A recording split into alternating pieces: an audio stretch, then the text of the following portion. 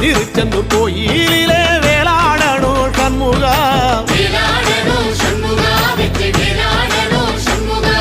பிள்ளை ஆண்டான் பிள்ளை என வரம் கொடுக்கணும் சண்முகா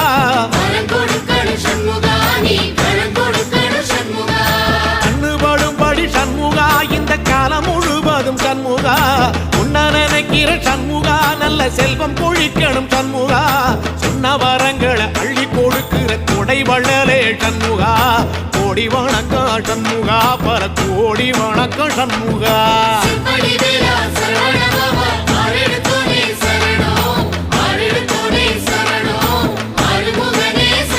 ஐயா மருதமர சத்தியமாகும் அறுபடைய சண்முகா